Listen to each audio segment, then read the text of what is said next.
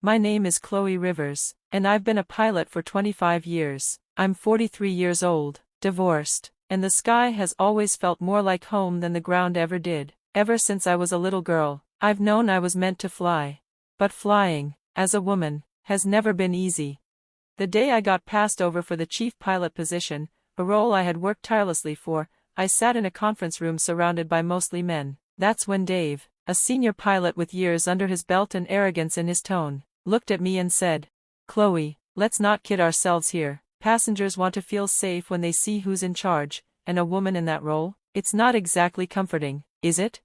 His words hit me like a punch. He said it so casually, like it was just a fact, not a cruel insult. A few of the men around the table exchanged smirks, others stayed quiet, indifferent. I sat there, my hands folded in my lap, chest burning, but I refused to let him see how much it stung. It wasn't the first time someone doubted me because I was a woman, but somehow, after all these years, it still hurt. I remembered the first time I ever sat in a cockpit. I was 9. My dad worked as a mechanic on small planes at a nearby airfield. One day, he took me to work with him. "Khloe, come take a look at this," he said, leading me to a shiny little Cessna. He opened the door and let me climb into the pilot's seat. My small hands ran over the controls, my heart racing. "Think you could fly one of these someday?" he asked, leaning on the frame, smiling. "Are you kidding? I could fly it right now," I told him, trying to sound confident, even though I was completely amazed. He laughed, ruffled my hair, and said, "Big dreams, Khloe. Don't let anyone tell you they're too big." I never forgot those words, especially not when people tried to steer me elsewhere. My mom thought I should go into something more practical. "Flying isn't everything," she'd remind me, worried I was chasing something impossible. But I didn't listen. By the time I was 16, I had saved up every penny I could from babysitting and odd jobs to pay for flying lessons. I still remember telling my dad my plan. He put down his coffee, looked me in the eyes and said, "You really going to do this?" "I am," I told him. "It's not going to be easy," he warned. "They're going to make you work twice as hard because you're a girl. Are you ready for that?" "I'm ready," I said, without a second of doubt. He nodded slowly. That small nod meant everything. From there, I joined the Air Force, where I flew missions under extreme conditions. But even there, even in uniform, I had to constantly prove I belonged. My commanding officer used to give me the toughest assignments, not because I was the best, but because I had to earn my place twice over. When I moved into commercial aviation, I hoped things would be different. They weren't. The comments were softer, more polite, but the message was the same: you don't look like a pilot. And yet, every day, I flew. I commanded that cockpit with skill, calm, and confidence. Every landing, every emergency handled, every hour logged. I thought it would all add up to something, that maybe, just maybe, I'd finally be seen. So when the chief pilot position opened, I thought, this is it, I've earned this, my record is spotless, no one's flown longer or better than me.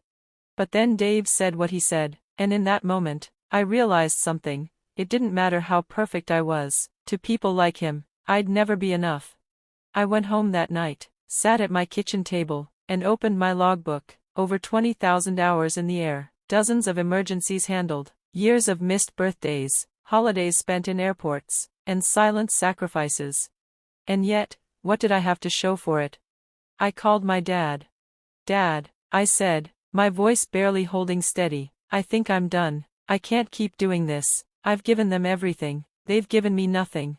He was quiet for a moment, then he said, "Then maybe it's time to stop playing by their rules, Khloe. Maybe it's time to write your own." His words lit a fire in me. The next few days, I couldn't stop thinking about them, and by the end of the week, I had an idea. If they wouldn't make space for women in leadership, then I would. That's how the idea for a women-only flight school was born. It sounded crazy at first. I didn't have the money, I didn't have a building, I didn't even know where to start. When I told my mom, she sighed and said, "Just don't forget, starting a business isn't like flying a plane. You don't get to hit autopilot." "I know," I said, "but if I don't do this, who will?"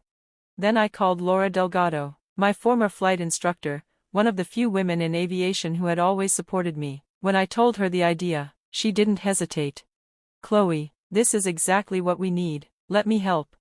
With Laura on board, things started to take shape. We sketched plans, looked for hangars, reached out to communities. We weren't just teaching flying, we were building something bigger: confidence, courage, leadership. We created a mission statement that went beyond aviation. We'd teach women not only how to fly, but how to navigate an industry built to shut them out. We planned scholarships, guest speakers, and leadership training. We pitched the idea to banks. Most said no. Then Laura told me about Wings of Change, a nonprofit supporting diversity in aviation. We sent in a proposal, holding our breath. A week later, I got a call. "Khloe, your vision is exactly what this industry needs. We're offering you a startup grant for your first year." I nearly dropped the phone. With that grant, we rented a hangar, leased 2 planes, and officially launched the Women's Aviation Academy. On opening day, I was terrified no one would show up. Then a car pulled in. Out stepped Sarah, a young aircraft mechanic. "I've always wanted to be a pilot," she said, shaking my hand, "but people always told me to stick to fixing planes, not flying them." Then came Janet, a retired nurse in her 50s. She looked around with wonder in her eyes. "Flying's been my dream since I was a kid," she said quietly, "but life got in the way. When I saw your program, I thought, maybe it's not too late." By mid-morning, 5 women sat in our hangar, different ages, different backgrounds, but one thing in common: they all had the fire. I stood in front of them, heart full, voice shaking. "You don't just belong here," I said. "You are the reason this place exists." For the first time in a long time, I wasn't trying to prove I belonged. I was leading something that mattered. And I knew, this was just the beginning. Months passed, and slowly, the word about our little flight school began to spread. At first, it was just a trickle, some mentions on social media, a few curious visitors from nearby aviation clubs, nothing big. But then everything changed. One of our students posted a short video of her first solo flight on Instagram. The video showed her beaming, stepping out of the cockpit with her arms in the air. It was raw, real, and full of joy. That one clip went viral. Suddenly, our inbox was full. Young women from across the state, and even out of state, were reaching out, wanting to know how to join. Our tiny classroom, which started with just 5 students, soon became filled with over 20. The academy was alive and buzzing. But with growth came stress. Laura and I were doing everything: teaching, maintaining planes, running the office, answering emails at midnight. We were exhausted. One evening, as we sat in my office with cold coffee and a stack of flight logs in front of us, Laura sighed and said, "Khloe, we can't keep this up. We need help. We need more instructors." She was right. The very next day, we posted a job opening, but it wasn't just for any flight instructor. We made it clear, we were looking for people who believed in our mission, people who wanted to lift others up. The responses moved us. Jasmine, a former Air Force pilot who had left the military to raise a family, wanted to return to the skies. Priya, a commercial pilot tired of corporate flying, said our academy felt like a place with heart. We knew we'd found the right people. With our new team, we could finally breathe, and more importantly, we could say yes to even more women who wanted to fly. A year later, the academy looked nothing like it had when we started. The once quiet airfield was now full of life, laughter, engines roaring, women taking off into the sky. The place had spirit. Then one morning, an email changed everything. It was from Horizon Air, a respected regional airline. "Hi Khloe," it said, "we've heard great things about the Women's Aviation Academy. Do you have any graduates ready for entry-level positions?" I blinked, then I read it again, then I called Laura. "Laura," I said, barely able to get the words out, "they want our students. They want to hire our girls." She screamed with joy. "This is it, Khloe. This is what we've been working for. The industry is finally watching." Soon, more airlines reached out, small carriers, regional companies, even one major international airline. Our students were being seen, valued. Every time one of them landed a job, we celebrated like it was our own success. Around that time, I got a phone call from a local high school. The principal, Mrs. Turner, had heard about us. "Khloe," she said warmly, "we're hosting a career day next month. I'd love for you to come speak, especially to the girls. They need to know that this kind of future is possible." I hesitated. Public speaking wasn't my thing. But I knew this was important. Of course, I told her, I'd be honored. The day of the event, I walked into a packed gymnasium, hundreds of students, chatting and laughing. Mrs. Turner introduced me as a trailblazer in aviation, and I felt a lump in my throat. I stepped up to the mic and took a breath.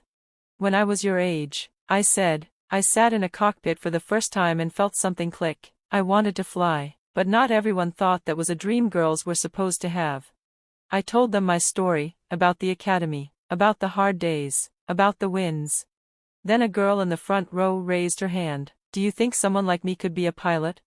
I smiled. I don't just think you can, I know you can, and when you're ready, come find me, we'll get you started.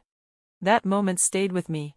A few weeks later, back at the academy, I stood near the runway watching Lisa prepare for her first solo flight. Lisa was a single mom. She had put her dreams on hold for over a decade. She once told me, life just got in the way. But today, she was finally chasing her dream. I watched her climb into the plane, her son standing beside me, watching with wide eyes. As Lisa lifted off, the group of students nearby cheered. Her son turned to me and whispered, "That's my mom." When she landed, he ran into her arms, beaming with pride. "You're amazing, Mom," he said.